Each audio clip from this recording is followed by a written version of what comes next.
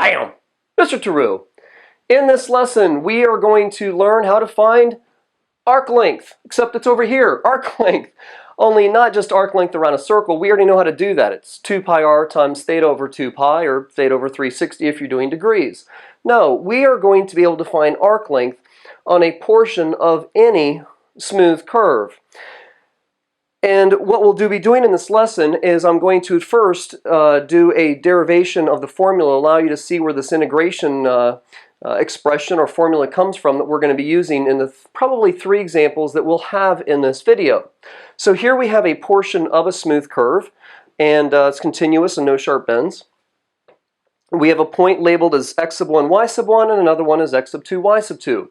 And if this were a portion of a circle, we could figure that out with a simple formula, but it can be any smooth curve. So what we're going to do is kind of like when we were estimating the area bound between, on a plane region using a finite number of rectangles. We are going to estimate the length of this arc with a straight line, or at least as straight as I'm going to be able to make it. All right, there is basically a straight line. And of course, we know how to find the distance of a straight line segment. We're going to use something you've been doing since pre-algebra, which is Pythagorean theorem. Okay, so, well, of course, in a right triangle, you have a side labeled A and B and C, and you find the length of that hypotenuse using the Pythagorean theorem. So that's going to be A squared plus B squared is equal to C squared, except let me turn that around.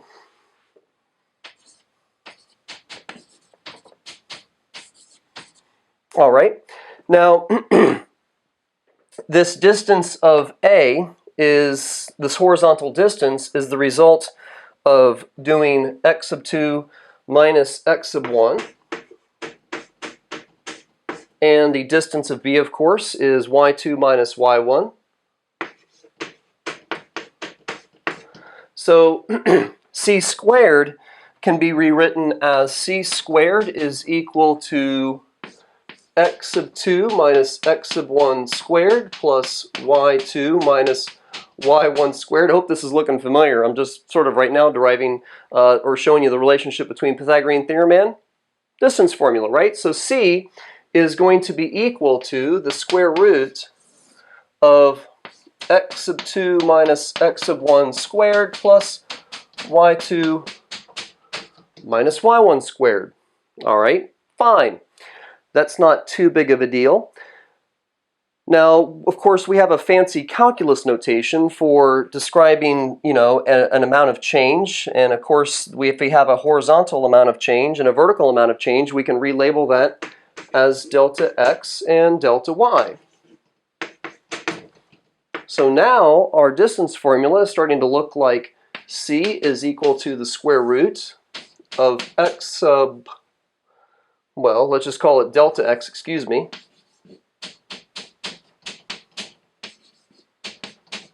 plus delta y. Now, that's fine, but we know, of course, that the shortest distance between 2 points is a straight line. So this line segment is going to underestimate the length of this arc. How am I going to get a better estimation? No. Well, of course, the answer is just use more triangles, make more segments. And you can see even just going to 7 segments how much closer each of those segments are correctly estimating the length of this arc. It's still going to be an underestimation, but it's so much better than just with 1, right? And of course, if 7 line segments are better, then let's have 20, let's have 100, let's have 1,000. Let's let the number of those segments approach infinity, just like we did when we went from estimating area with a finite number of rectangles to estimating area with an infinite number of rectangles when we were developing the idea of the first fundamental theorem of calculus and finding definite integrals, which is really going to give you a limit of sums, but in a lot of applications with Calc 1, it was to estimate the area bound between a curve and the x-axis, though we've learned that there's a lot more applications than just that. Well, if 7 line segments are better, let's make 10, let's make 20, let's make 100. Let's make some labels that are going to work better through the rest of this derivation. So we don't have to have 7 points, but what we do need is some generic labels, and we're going to call this point maybe x sub I, comma y sub I, and this one as x sub I minus 1, y sub I minus 1. And I'm just picking these two to give some more generic labels to because I had some room to write. Okay, so no magic there. And then our distance is going to be equal to, well, let's see here, still distance formula, right? So it's going to be the square root, and I hope I don't run out of room here, of x sub I minus x sub I minus 1 squared plus y sub I minus, okay, I'm going to move that down just a little bit, minus y sub I minus 1 squared. Now, of course, we're going to have a bunch of these distances which we are going to have to add. And we're going to let I start at 1 and go to a set number of line segments. Now, what we're ultimately going to do, let me just make sure I got that written right, yes. And oh, well, I wrote D, but that's for a single segment. What we're going to identify as this label is S, which is going to represent arc length. Okay, well, I don't want to start writing and talking and end up with a board that's kind of a big mess. So what I'm going to do is I'm going to move out and I'm going to move this board and I'm going to start developing how we are going to take this formula now and just by step, reveal how you may see your derivation in your book where some of these parts of the formulas come from and leading ultimately to, of course, to our final formula, if you will, or rule that's going to allow us to find arc length. And I'll be honest, you know, when I was in school, and if you haven't already skipped this part of the video and gone right to the timestamp to the first example, I used to just sort of, you know, go to sleep basically when my professor would show me all these derivations. But now that I'm a teacher, and sometimes in my high school classes I don't really bother doing these, but I don't have a bell schedule to follow for these videos. It's interesting. I mean, look what I'm doing. I'm taking Pythagorean theorem and the basic distance form and turning it into the basic distance formula. And then ultimately we're starting to talk about a sum of all these little individual line segments and ultimately, you know, going into limits and finding definite integration with calculus and moving into a much more complex situation. But it's really cool to see how all these little basic concepts you've learned are still being used and still coming together now in our studies of calculus. And I just think that's cool.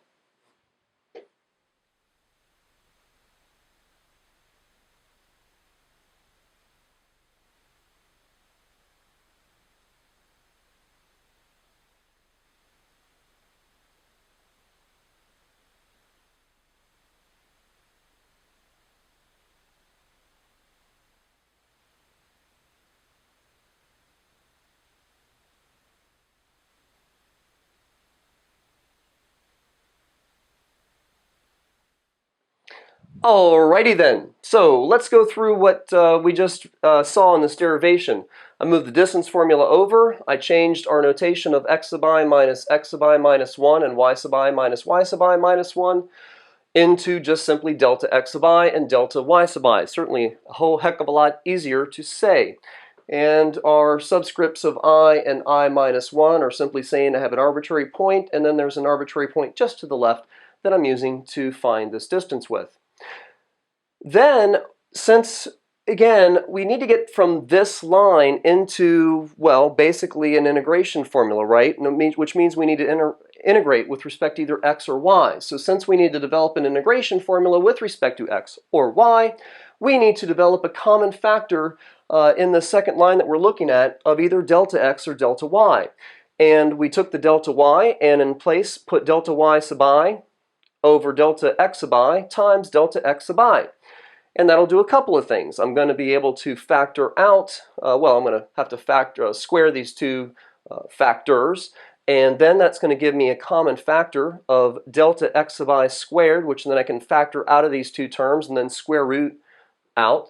And it also gives me what? Change in y over change in x. It gives me a slope. Now, we always talk about slope of tangent lines, but so far in this derivation, that is not the slope of a tangent line, it's the slope of a secant line. My drawing is estimating this arc length with only 7 triangles, and we haven't allowed the number of those triangles to approach infinity yet. So delta y sub I over delta x sub I is the slope of a secant line, but it's still slope, which is good. That's going to lead us into derivative. Okay, so let's see. I explained where that came from. Now I'm down to here. Now when you look into the next line, probably should actually have a break because this isn't necessarily equal to this yet. Well, I'm introducing notation, of course. We're going to let the limit of delta approach 0, or the width of the norm width approach 0. So by saying I'm going to let the limit as delta approaches 0, that means I'm going to let all these delta y's and delta x's approach 0. I'm just going to make these triangles smaller and smaller and smaller and smaller, giving me ultimately approaching an infinite number of right triangles, an infinite number of segments, an infinitely accurate estimate of the length of that arc. Now I also have taken out delta y sub I over delta x sub I and replaced it with f prime of c sub I. Well, let's see here. We are finding the arc length of a smooth curve, smooth, continuous curve. And also, and I haven't given you the formal conditions yet, but it needs to be differentiable. So delta y sub I and delta x sub I is the slope of a secant line. Since our curve is, by requirement of doing this process, differentiable on the open interval from x sub I minus 1 to x sub I, then the mean value theorem, that means we're satisfying the conditions of the mean value theorem, says somewhere within this interval, and let's just say these are the points. Here's an x, here's a y, and then somewhere, an x and a y, an x sub I minus 1 and a x sub I, or basically a smaller x and a larger x, and somewhere in that open interval there's a c somewhere that, of course, will, the mean value theorem, that there's a place, a c guaranteed, such that the slope of the secant line, the slope of the, this is derivative, the slope of the tangent line is going to be parallel to the slope of the secant line. So we can take out delta y sub I over delta x sub I and replace it with f prime of c sub I squared. And I'm missing a parentheses here, but that annoyed you, a couple of you, as you watch me reveal that on the board. And then ultimately that then becomes, using our understanding of the first fundamental theorem of calculus, that arc length is equal to the definite integral from, well, a to b, and now I'm looking at this and I have my, I have my lengths, my sort of generic triangle lengths of a and b, so it's going to be a little confusing, but at this point, this lower limit of a and this upper limit of b moving horizontally along the x-axis, this arc length is equal to the definite integral from a to b of the square root of 1 plus the derivative of f of x, or f prime of x squared dx. Now, on the next screen, I'm going to get all this out of the way. I'm going to show you basically two rules for when you have a function y in terms of x and a function x in terms of y, and then work through 3 examples to help you, again, get through that homework. If, on a curve, f between a and f of a and b and f of b has a derivative, f prime, that is continuous on the closed interval from a to b, then f is said to be continuously differentiable on that closed interval from a to b, and thus on this interval f is a smooth curve.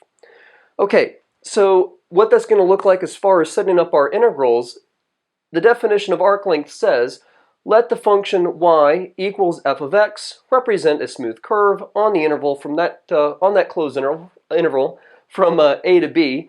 The arc length of f between a and b is, as you saw in the derivation on the previous screen, s is equal to the definite integral from a to b of the square root of 1 plus f prime of x squared dx, and that's if you have functions sort of like basically y in terms of x.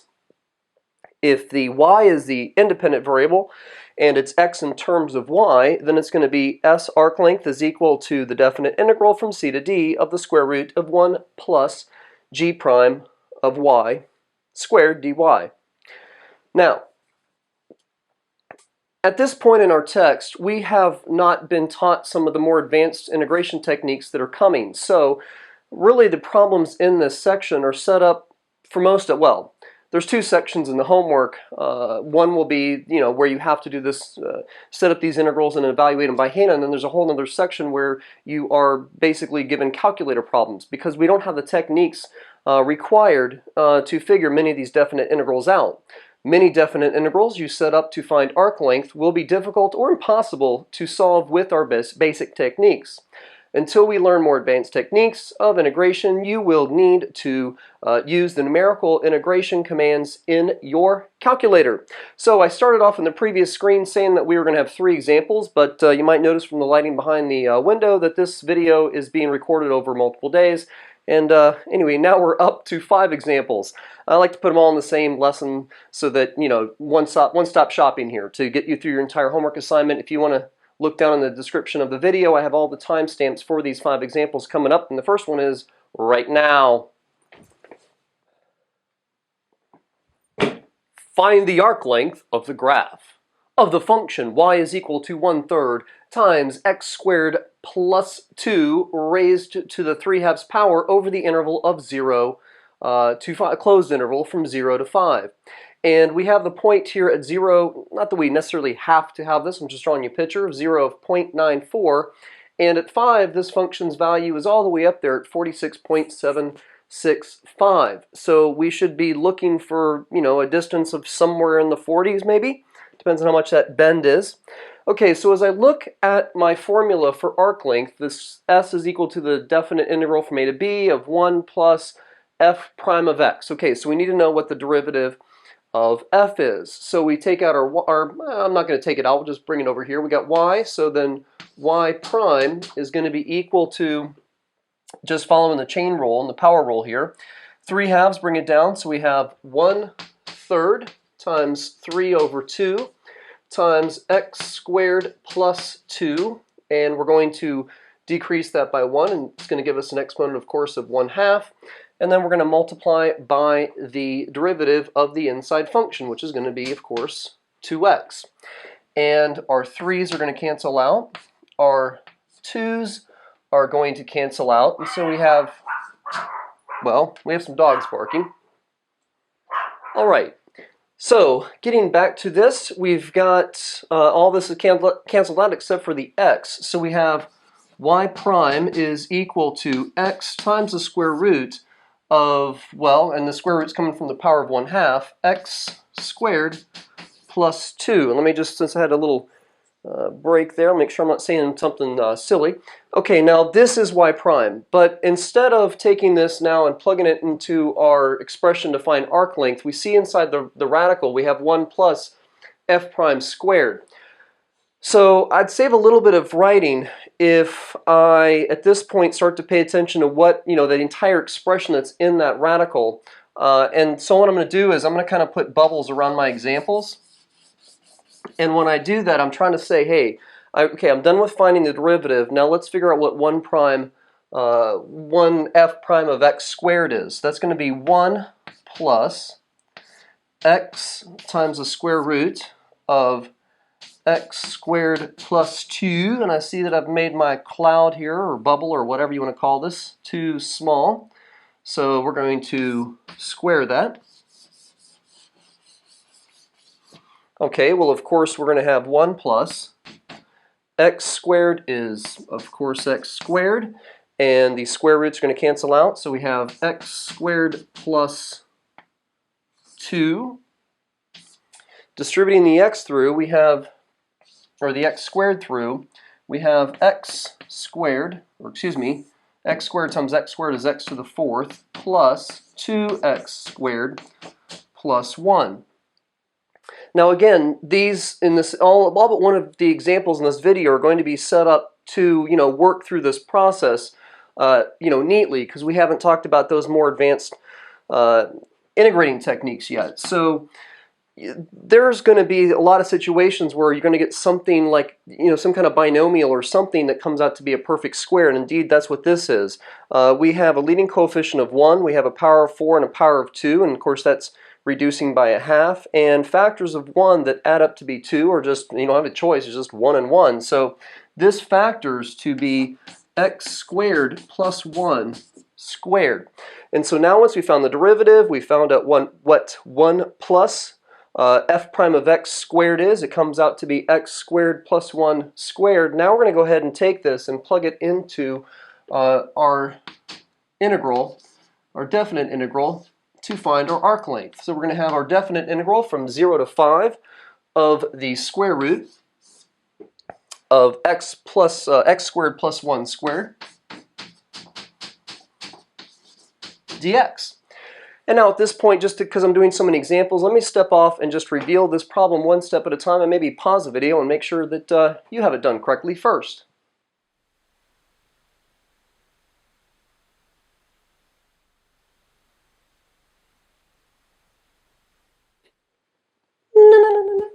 So finishing up that pretty straightforward process, we end up with a arc length of 140/3 units, or approximately 46.67 units.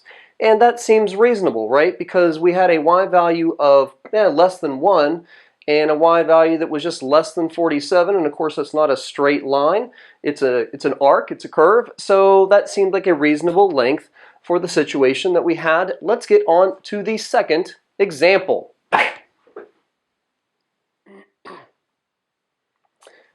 And for our second example, we have x is equal to 1/2 times e to the y plus e to the negative y. We're going to find the length of this arc from the value of 0 to 3. Now notice though, as you look at this, my function's going from 1 to 10. And yet this says 0 to 3. Well, that's because this equation is x in terms of y. So we're going to be integrating from 0 to 3. And that's the y value of this point over here. And to plot the points, I don't know if it's a little bit weird because the y is the independent variable. You can pick some y's, plug them in, find some x's. And this is certainly going to be the problem during this video that has by far the most amount of work required, and that is because I'm going to show every single step. Probably more than maybe even you might need if you're really, really strong in your algebra skills. So we're going to find x prime, which is going to be equal to 1/2 times, well, actually, before you go and find y prime, if you're not quite sure what to do with this 1/2 out front, you can distribute it through the parentheses and say that it's x is equal to 1/2 e to the y plus 1/2 e to the negative y. And then when you find the derivative, x prime is going to be equal to 1/2. Now, we're taking the derivative, since this is our independent variable, and we are ultimately integrating with respect to y. I'm taking the derivative with respect to y. So this is going to be, the derivative of e to the y when you're taking it with respect to y is just going to be, of course, e to the y. And now here, if you will, our u is negative y. So when we go through the process, when we go through the chain rule, the derivative of 1/2 e to the negative y is going to be negative 1/2 e, again, to the negative y. And the difference is, of course, the derivative of negative y is going to be negative 1, and that turns into, of course, negative 1/2. Now I'm going to step out and reveal, again, just to kind of speed up the process as much as possible, yet do this very meticulously. I'm going to get this derivative into the form of 1 plus g prime of y squared.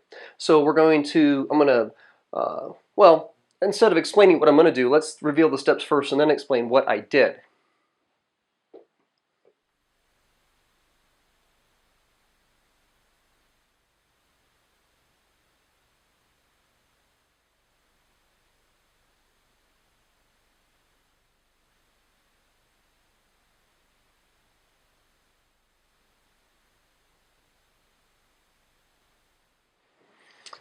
All right, so, revealing these steps one piece at a time, I'm trying to give you the opportunity to stop the video maybe and work the problem ahead on your own, or just allow, kind of think your way through it as I reveal the steps instead of just doing it all at once.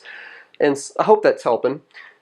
We moved the e to the y, negative y, down into the denominator. I multiplied the numerator and denominator by e to the y to find that common denominator, and now this is x prime, but we need 1 plus the derivative squared inside the radical. And again, just to save us some work, we're going to go ahead and do 1 plus that derivative squared.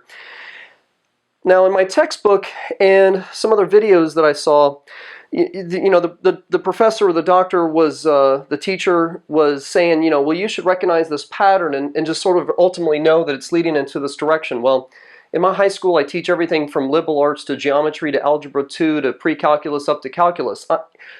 I'm not going to recognize that pattern, so I'm going to go ahead and take the e to the 2y minus 1 and expand it. And again, with the denominator, finding a common denominator with the 1, which now becomes 4 times e to the 2y over 4 times e to the 2y. And I know I'm taking more steps and this isn't going to win any races, but I'm bringing all of this together, remembering, of course, again, in this area in our book, we have only our, not that some of them seem very easy, but what's called the basic integration skills. So this has to work out to some kind of perfect square so we can, more easily and just finish the problem with what we know so far. And so what we end up with is basically a perfect square trinomial. And when you factor e to the 4y plus 2 times e to the 2y plus 1, you get e to the 2y plus 1 squared. So this, the numerator is a perfect square. And of course the denominator, 4 is a perfect square. We have 2y, which makes this exponent, it's going to be even, thus you can, it's a perfect square. So I'm going to go ahead and finish this off and reveal the answer, again, one step at a time, and explain any steps that I feel need before we move on to the next example.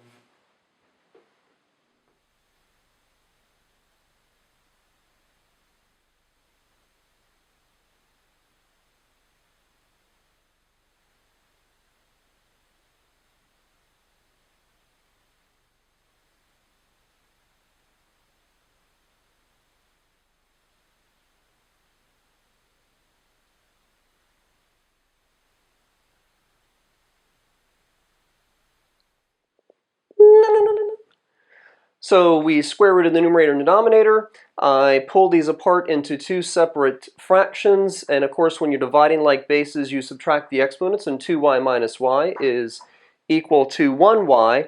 And I've also pulled these apart into two separate definite integrals.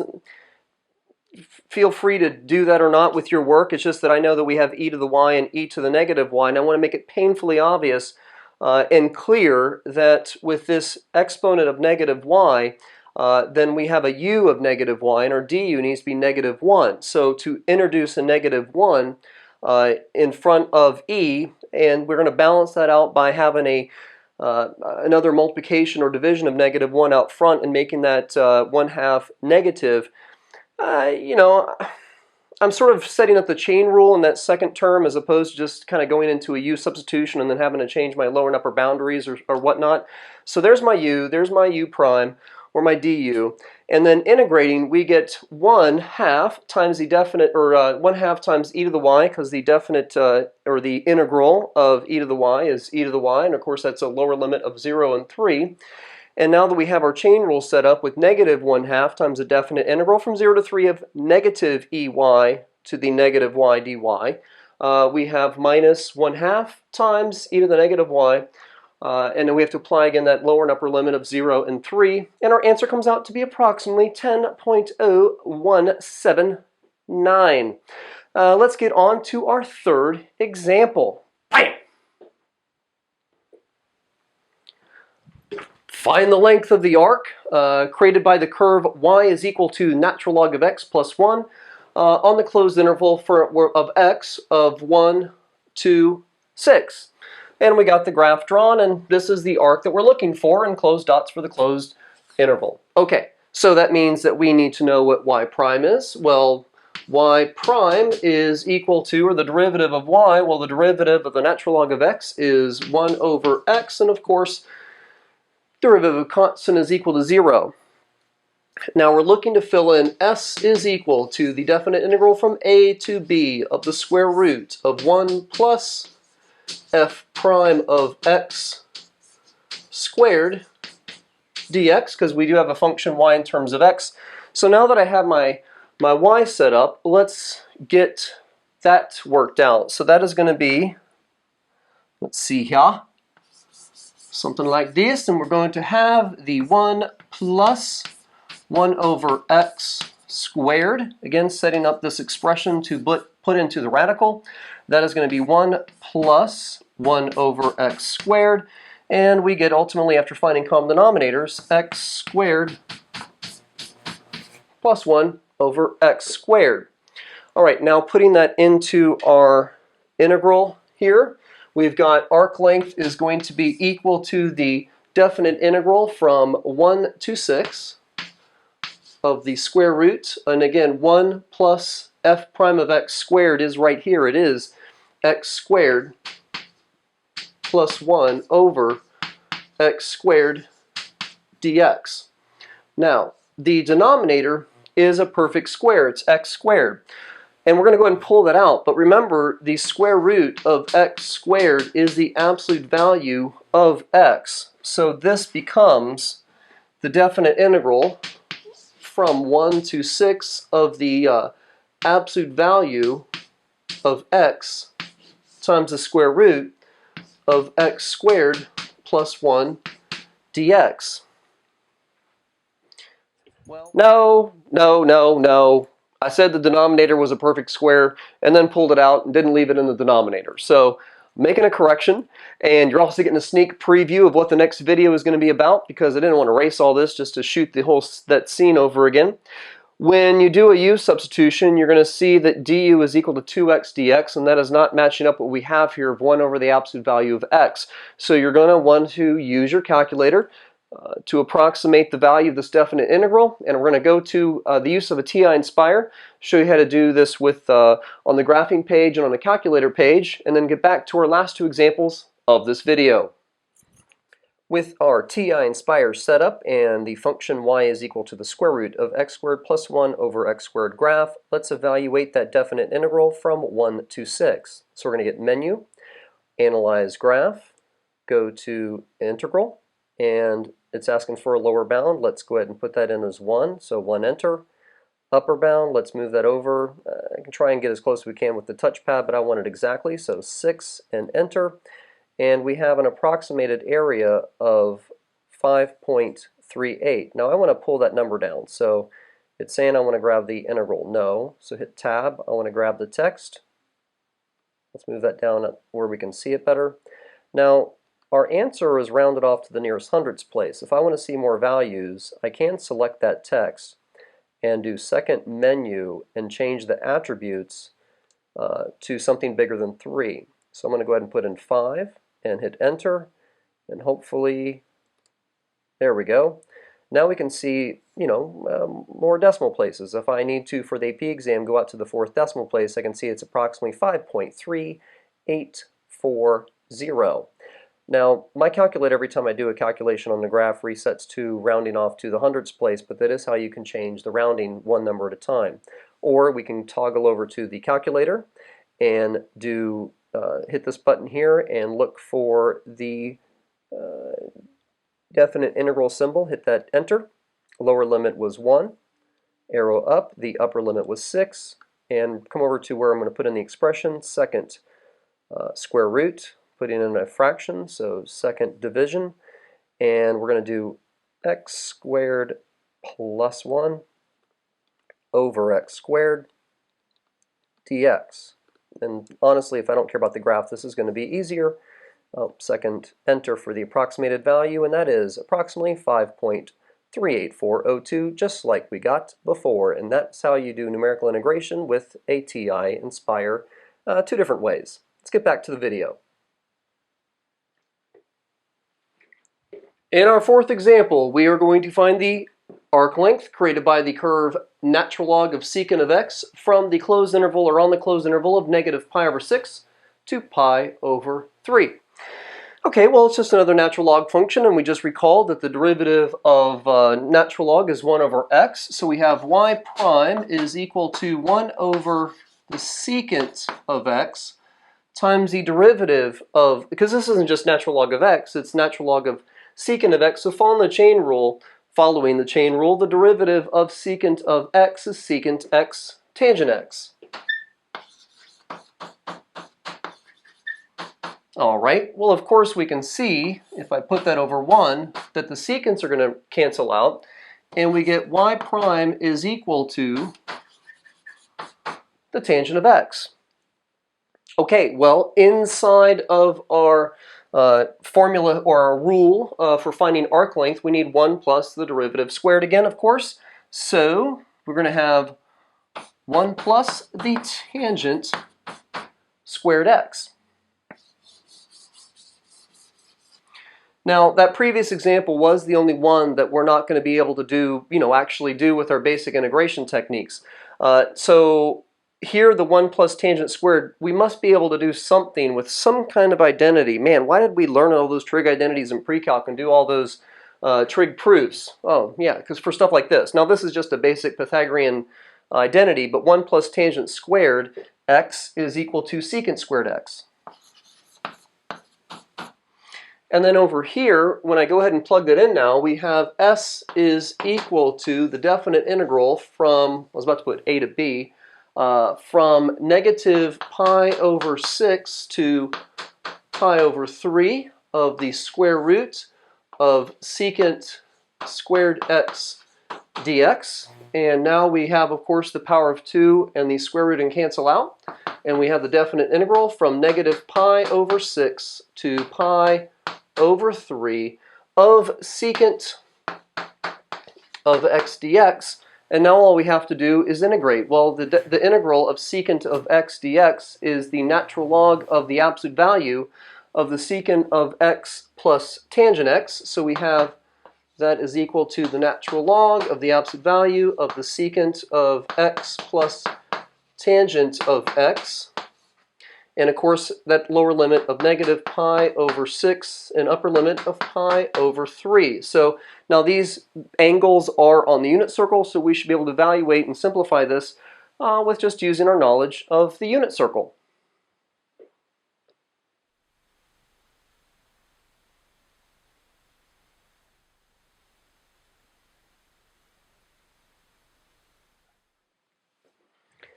So we have the natural log of the secant of pi over 3 plus the tangent of pi over 3. Now secant, of course, is reciprocal of cosine. The cosine at pi over 3 is 1/2, so the secant is 2. And the tangent of pi over 3 is square root of 3. Minus the secant of negative pi over 6 is, again, if you look at negative pi over 6, cosine is square root of 3 over 2. You flip that and rationalize it. You get 2 square root of 3 over 3. And it says plus the tangent of negative pi over 6. Well, of course, in quadrant 4, tangent is going to be negative with a positive x and a negative y. So that becomes minus square root of 3 over 3. We go ahead and subtract these because we already have common denominators. 2 minus 1 is 1.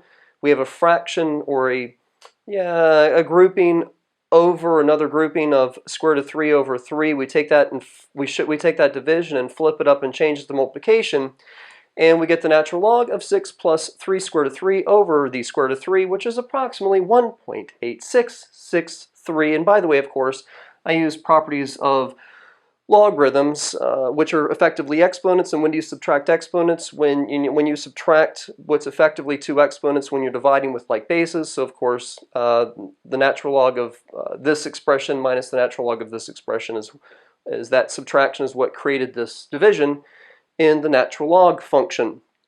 All right, I got one more example. Woo!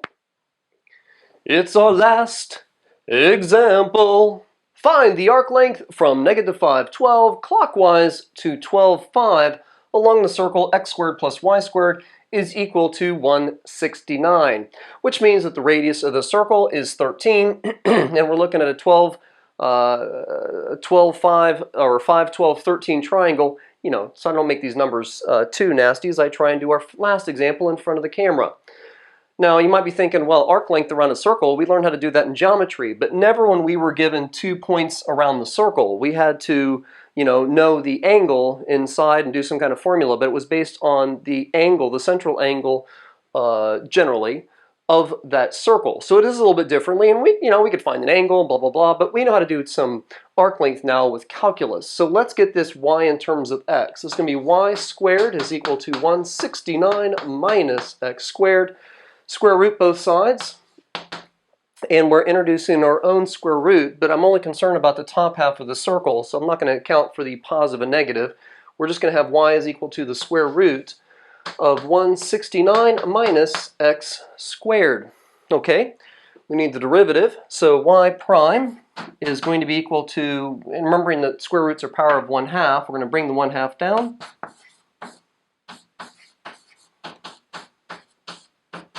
Reduce that power by 1 following the chain rule because there's an inside function multiplied by the derivative of the inside function, which is going to be negative 2x.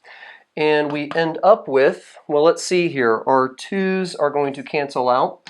And we're going to be left with a negative x in the numerator and a square root of this stuff in the denominator. So we have negative x over the square root of 169 minus x squared. See, when I talk and write at the same time, I start writing bigger. So I'm actually going to have to clean up the board here in a minute because we're going to run out of room, I think.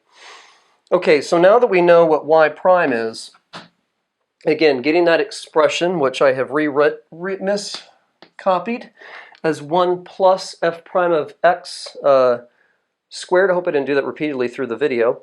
And that is going to give us, working the inside there, 1 plus negative x over the square root of 169 minus x squared, all of that squared. That's going to give us 1 plus, because negative x times negative x is x squared. The denominator, the square root, is going to cancel out. Now, I'm going to go ahead and get some common denominators here and write this as a single term, which is hopefully something squared to cancel out with that square root in the expression. And that means that we're going to have 169 minus x squared over 169 minus x squared, giving us a simplified expression that's going to go in that radical of, well, let's see here, negative x squared plus x squared is just going to be 169. Let's see, and where did I start? I said I was going to bubble in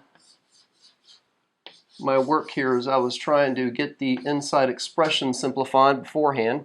And that's going to be 169 over, 169 minus x squared.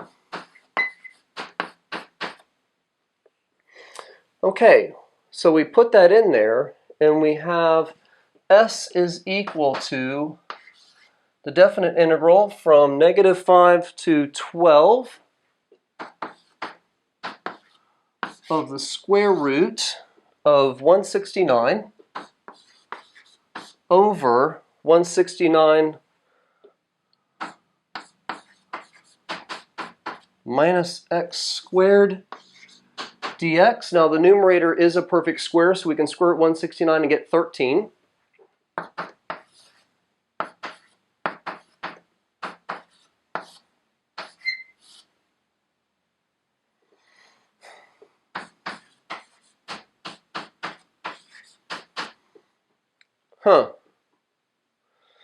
Okay, well, either this is going to lead to a problem where we have to use our calculator's numerical integration techniques to find to get a final answer, but I said there was only one of those problems in this video.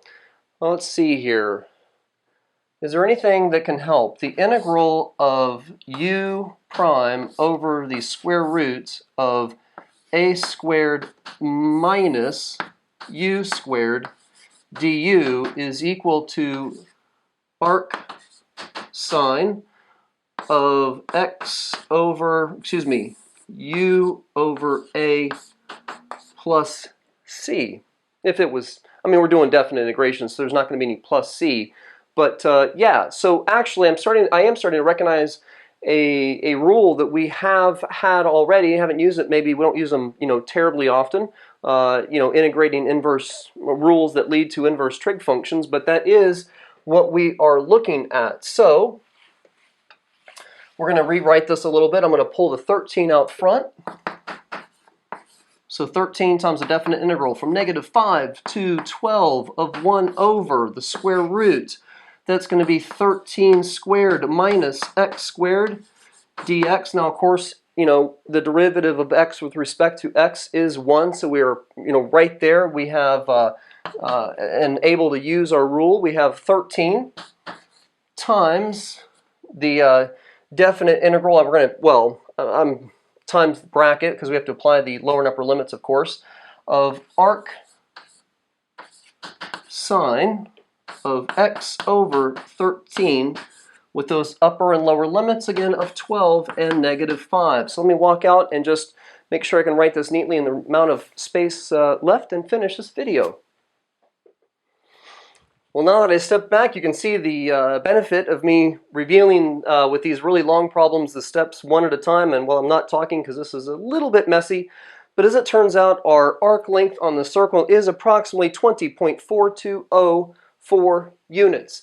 Thank you for watching. I hope you liked it. Please subscribe. Please spread the word. Please, your word of mouth is my support that I appreciate very, very much. I'm Mr. Tarrou. Bam!